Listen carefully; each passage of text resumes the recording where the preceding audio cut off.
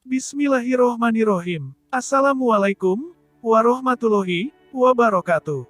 Syukur alhamdulillah kita bisa berjumpa lagi di channel ini.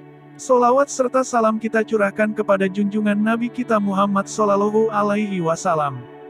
Allahumma sholli ala Sayyidina Muhammad, wa ala ali Sayyidina Muhammad. Harapan dan doa kepada saudaraku semuanya. Semoga selalu diberikan kesehatan, di lapangan rizkinya, dipanjangkan umurnya, dan diampuni segala dosa-dosanya. Amin amin, ya robbal alamin. Sahabat yang beriman yang dirahmati Allah. Pada tahun 1964 berdasarkan keputusan Presiden No. 294/1964 mengakui Kiai Haji Hasyim Asy'ari sebagai pahlawan kemerdekaan nasional atas jasa-jasanya dalam memperjuangkan Indonesia dari penjajahan. Dalam perjuangan kemerdekaan Indonesia, peran ulama tidak bisa diabaikan. Konon, pada detik-detik menjelang pengumuman kemerdekaan, Bung Karno tak melupakan ulama untuk diminta nasihatnya. Di Cianjur ia menemui dua ulama besar, yaitu Kiai Haji Abdul Mukti dari Muhammadiyah, dan Kiai Haji Hasyim Asy'ari dari NU untuk meminta masukan tentang kemerdekaan Indonesia. Pada zaman Perang Kemerdekaan, Kiai Haji Hasyim Asy'ari agar umat Islam Indonesia ikut serta berkontribusi untuk Indonesia. Sebagai komponen terbesar, Muslim Indonesia harus berada pada peran vital. Baginya, Indonesia harus dibangun oleh para cerdik pandai Muslim, bukan orang asing. Pada tahun 1945, para Kiai Nu se-Jawa dan Madura berkumpul di Surabaya mengadakan pertemuan khusus yang dipimpin oleh Kiai Haji Wahab Hasbullah. Dalam kesempatan itu, Kiai Haji Hasyim Asy'ari mengeluarkan tausiah tentang kewajiban umat Islam dalam memperjuangkan kemerdekaan. Berpijak dari tausiah itu, maka pertemuan tersebut mengeluarkan resolusi yang dikenal dengan Resolusi Jihad. Kiai Haji Hasyim Asy'ari adalah pejuang yang dikenal tidak pernah mau tunduk kepada penjajah Belanda dan Jepang. Ia sering dibujuk Belanda untuk tunduk, namun selalu ditolaknya. Akibat sikapnya yang non-kooperatif terhadap Belanda ini, pesantren Tebuireng pernah dihancurkan Belanda. Pada sekitar tahun 1935, Belanda memainkan politik tipu muslihat. Gubernur Belanda bersikap melunak kepada pesantrennya. Pemerintah penjajah menawarkan bantuan. Tidak cukup itu, Belanda mengumumkan akan memberikan gelar bintang perak kepada Kiai Haji Hasyim Asy'ari atas jasanya dalam mengembangkan pendidikan Islam. Tetapi gelar kehormatan dalam bidang pendidikan dan bantuan itu ia tolak. Penjajah Belanda tidak putus harapan. Untuk kedua kalinya Kiai Haji Hasyim Asy'ari didekati dengan melakukan lobby-lobby melalui orang-orang suruhan Belanda. Menyampaikan maksud dari pemerintah Belanda akan memberikan gelar yang lebih tinggi lagi, yaitu memberikan bintang emas. Pemberian kedua ini pun ia tolak sekali lagi. Sebab beliau tahu bahwa pemberian gelar itu cuma akal-akalan Belanda supaya beliau jinak kepada penjajah asing. Kiai Haji Saifuddin Suri, berangkat dari pesantren, hal 607. Kiai Hasyim mengharamkan menerima bantuan Belanda. Siapa saja yang menerima dianggap berkhianat terhadap Islam dan Indonesia. Maka kurikulum pesantren pun murni, tidak ada pesanan penjajah, sistem juga tidak diubah ikut-ikutan sistem Belanda yang sekuler itu. Penolakan terhadap penjajah asing sudah mendarah daging dalam diri santri di sejumlah pesantren di bumi Nusantara ini.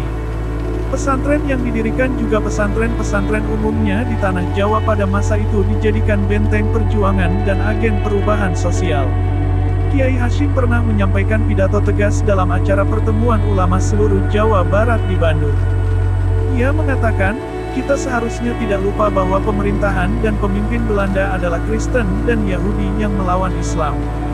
Memang benar, mereka seringkali mengklaim bahwa mereka akan netral terhadap berbagai agama dan mereka tidak akan menganak emaskan satu agama.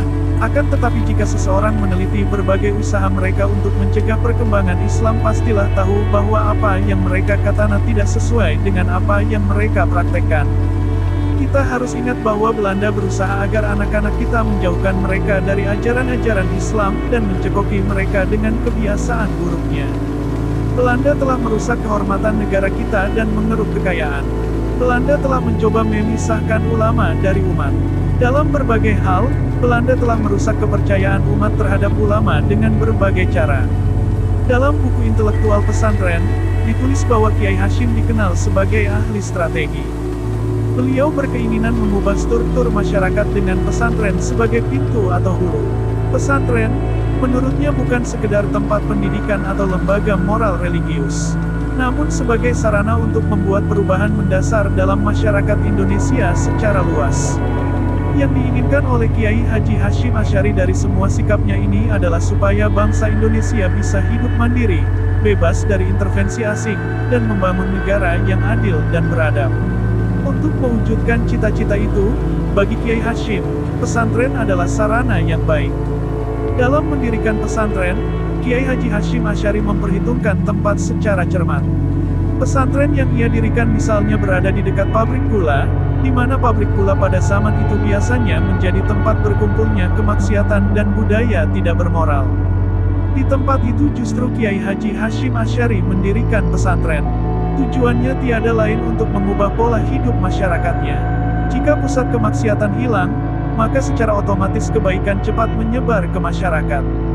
Demikianlah, cita-cita besar Kiai Haji Hasyim Asy'ari, mengubah bangsa Indonesia dari keburukan menjadi kebaikan dengan cara mendirikan pesantren.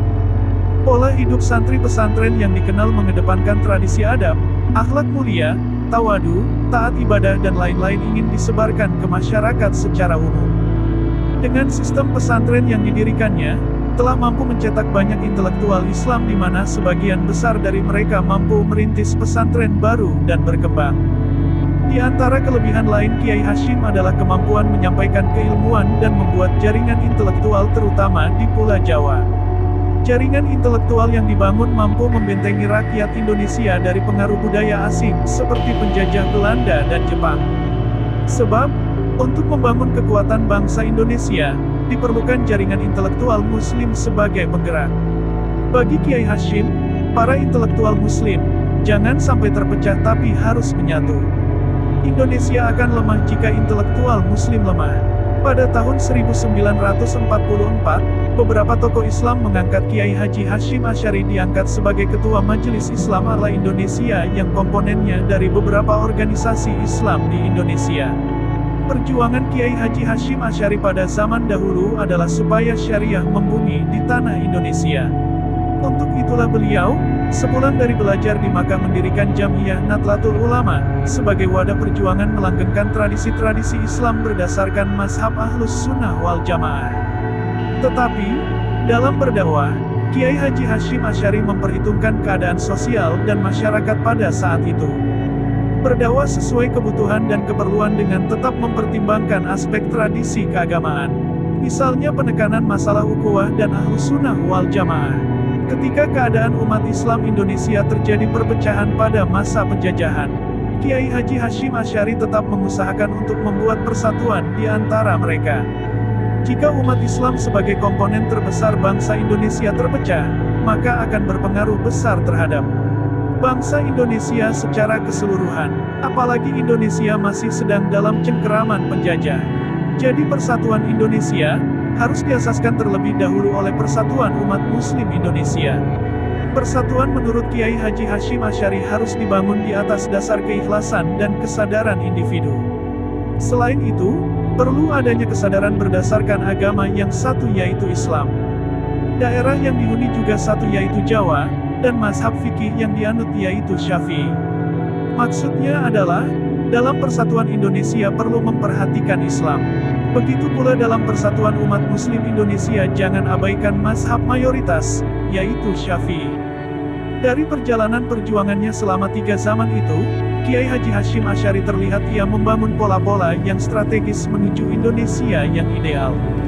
Yaitu dengan menjadikan pesantren sebagai basis perjuangan, menjadikan pesantren sebagai miniatur Indonesia, mandiri tidak mudah dibujuk atau ditipu penjajah asing, mengutamakan persatuan umat Muslim sebagai landasan menuju persatuan Indonesia. Persatuan Indonesia itu wujud atas dasar adanya persatuan kaum muslimin Indonesia. Selain pesantren, ia menjadikan organisasi sebagai wasilah. Nahdlatul Ulama yang berarti kebangkitan ulama, dimaksudkan untuk kebangkitan ilmuwan muslim. Jika ulama bangkit, maka rakyat juga bangkit. Jika rakyat bangkit maka negara Indonesia ikut bangkit. Semoga video kali ini bermanfaat, lebih dan kurangnya mohon dimaafkan. Jangan lupa untuk like, komen, dan subscribe channel kami. Sampai jumpa di video berikutnya. Terima kasih. Wassalamualaikum warahmatullahi wabarakatuh.